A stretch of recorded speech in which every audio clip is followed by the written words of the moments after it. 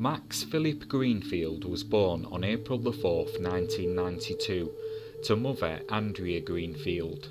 Max attended Laguna Hills High School in California, and after he finished high school he attended Portland State University. He later studied art at the Art Institute in Portland, Oregon. Aside from his mother, Max had one older sister, Tonya Brown, who he was said to be extremely close to. He did face some challenges in life. He suffered from mental illness, a condition for which he was on medication for, and had also had issues with substance abuse in the past, but he had a good support base for the tough times. Both his mother and sister were there for him whenever he needed help. At the time of his disappearance, Greenfield was living with his mother in Brookings, Oregon. Those who knew him would describe him as a pleasant and kind young man. He spent a little bit of time away from his family trying to establish a life on his own, but would always come back home. Max was unsure what he wanted to do with his life going forward. He did have quite a few different jobs, but would always end up leaving them, possibly due to his severe anxiety and depression that he had struggled with. Max was someone that always felt different and didn't always fit in with those around him.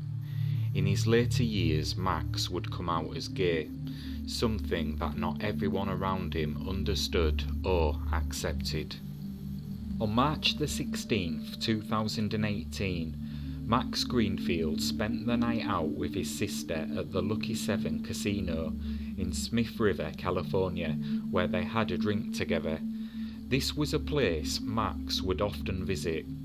Although the casino was across state lines, which might be considered a trip for some people, it was actually less than 20 minutes away. Crossing from Oregon to California was something Max did pretty often. He enjoyed it there, and unlike most places around his local area, the casino was open 24/7. The next day, back at home, Greenfield's last conversation with his mother was around 10 p.m. when they said goodnight. His mother left his medication on the counter. This was routine. She did this so Max would remember to take it in the morning. Later that evening, Greenfield messaged his friends and asked for a ride back to the Lucky 7 Casino. They picked him up from his mother's house in the early hours of the morning. The next morning, around 6 a.m, Greenfield's mother left for work, but noticed that his medication was still on the counter. This wasn't entirely surprising, as she figured he probably wasn't up yet. Later that morning, his sister tried to contact him about plans they had made to go to the movies. She got no response. But when his mother got home from work later that afternoon, and there was no sign of Max and his medication was still sat on the counter, she began to worry. Immediately, the pair began to make phone calls, and when it appeared no one had any idea where Max was, they reported him missing to local law enforcement. Authorities were soon able to begin to piece together some of his timeline on the night of Saturday, March the 17th. Through interviews with friends, they determined after saying goodnight to his mother Andrea at around 10 p.m, Max had begun messaging people on his phone's Facebook messaging app, asking for a ride to the Lucky 7 Casino, as Max didn't have a vehicle. His phone wasn't connected to a phone number, so Wi-Fi enabled messaging such as Facebook was his primary method of communication, and Max did indeed get a lift from friends, and security footage shows he went into the casino at 1 a.m. He exited the building shortly after and waited for some time near the back door. By 1:50 a.m, Greenfield returned to the casino's front door and met an adult white male with whom he spoke to for several minutes. The two were last seen walking south across the parking lot adjacent to US Highway 101. 18 minutes later, the man was seen on security footage returning alone to the casino, but Greenfield was nowhere to be seen. Authorities identified the white male last seen with Greenfield in the security footage and questioned him. The man, whose identity has not been publicly released, stated he and Max parted ways after leaving the casino. Authorities were unable to track Greenfield's movements through cell phone towers due to the fact his phone was Wi-Fi only, but it never reconnected to the casino's network after he left.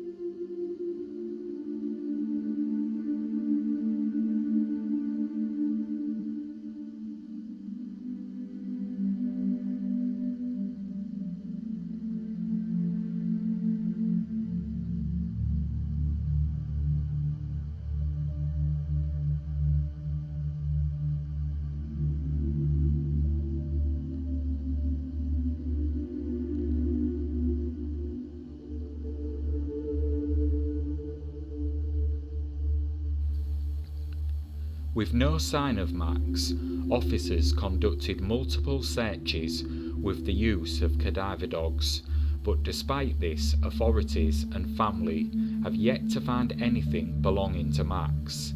He is last seen on the surveillance footage carrying a large black duffel bag.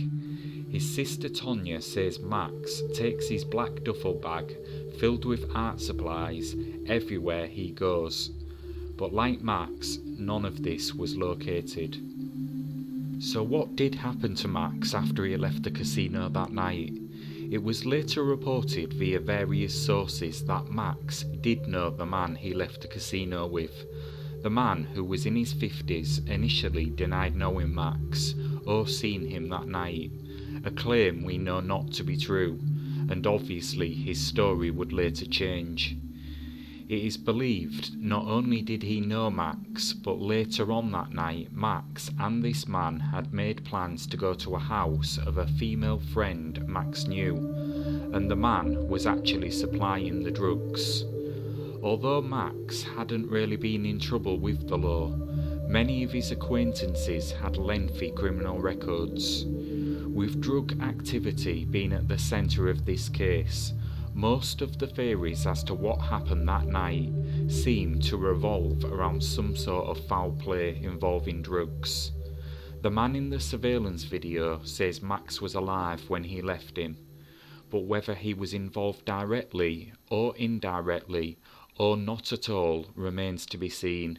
It is possible that Max or both went to meet someone else and nobody's talking. For law enforcement, they would have numerous potential suspects they would now need to look into.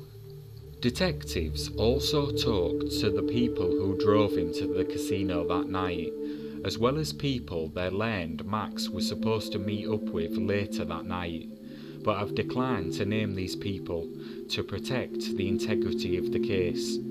Detectives did reveal that they have conducted numerous search warrants as part of this investigation. They would not detail what those search warrants were for, but did confirm that none of them was for the residence of the man with whom Max was last seen with at the casino. Max left behind all of his personal belongings at home, including his identification, his favourite jacket, and his food stamp card. He's never not talked to us for more than 36 hours in his entire life. If he gets stuck, he calls me or calls our mum, said his sister. Foul play is suspected in Max Greenfield's disappearance, and police think multiple people have knowledge of what happened to him that night. There is a $5,000 reward being offered by his family for information leading to Max's discovery. As of 2024, Max Greenfield remains missing and his case unsolved.